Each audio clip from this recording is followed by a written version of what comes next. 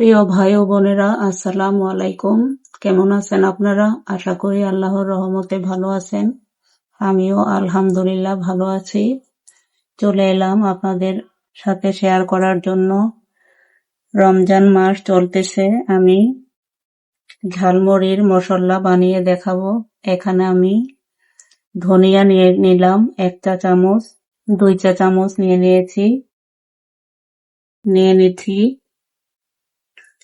পাঁচফোড়ন,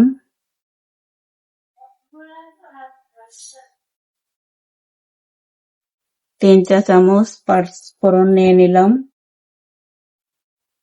নিলাম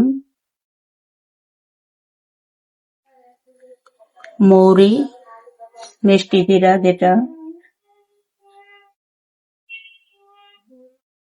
নিয়ে নিলাম, 1 চা চামচ নর্মাল জিরা নিয়ে নিচ্ছি, রাঁধুনি। এগুলো সবকিছু আমি একসাথে মিক্স করে হালকা করে ভেজে নিব। এখানে আমি নিয়ে নিচ্ছি সরিষা, নিয়ে নিলাম চামচ সরিষা দিয়ে দিলাম। এগুলো আমি ভালোভাবে ধুয়ে পরিষ্কার করে বেটে নিব। আর নিতে হবে গরম মশলা গুঁড়া, সেগুলো আমার আছে তাই আমি দেখালাম না। আমি এখন এগুলো ভেজে বেটে গুঁড়া করে নিচ্ছি। দেখুন, আমি চুলায় একটি পাতিল বসিয়ে দিয়েছি।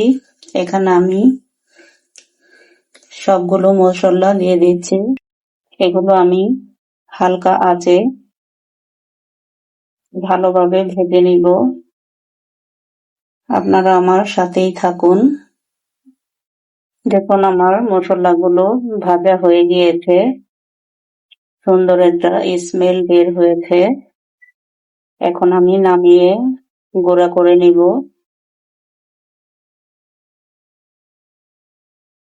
দেখুন, আমি চুলায় একটি পাতিল বসিয়ে দিয়েছি। এখানে আমি সরিষার তেলটা দিয়ে দিচ্ছি। এই মশলাটা তৈরির জন্য সরিষার তেলটা খুবই প্রয়োজন। এখানে আমি প্রথমত পেঁয়াজ বাটা দিয়ে দিব।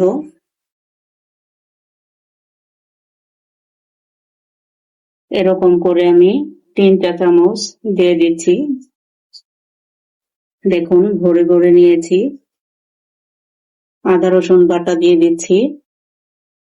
এটাও আমি 3 চা চামচ এরকম করে দিয়ে দিলাম।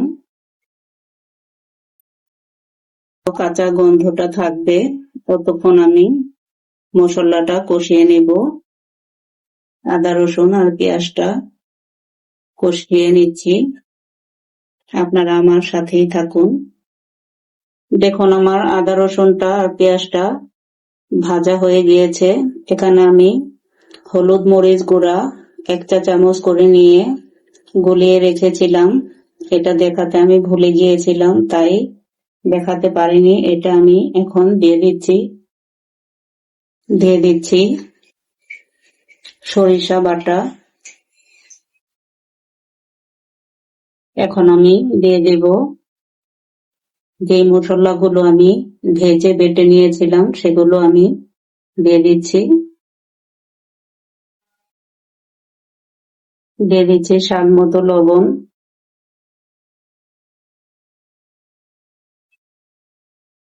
দেখুন, এখানে আমি গরম মশলা গুঁড়া দিয়ে দিচ্ছি 1 চা চামচ, আর দিয়ে দিচ্ছি হালকা একটু বিট লবণ। দেখুন, মশলাটা হয়ে গিয়েছে। এখন আমি নামিয়ে নিব।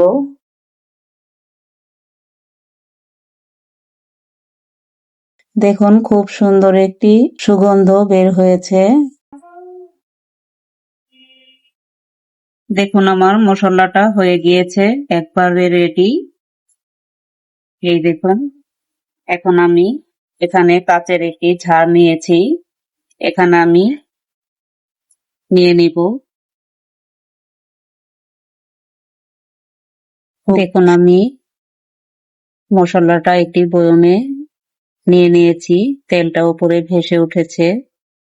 দেখুন, খুব সুন্দর হয়েছে আর খুব মজাও হয়েছে। আমার এই রেসিপিটা ফলো করে রান্না করে দেখবেন, খুব ভালো লাগবে। আমার রান্নাগুলো যদি ভালো লেগে থাকে একটি লাইক দিবেন, কমেন্টস করবেন আর একটি সাবস্ক্রাইব করে পাশেই থাকবেন। আশা করছি আপনাদের কাছে। সবাই ভালো থাকবেন, সুস্থ থাকবেন, দোয়া করি। আল্লাহ হাফেজ।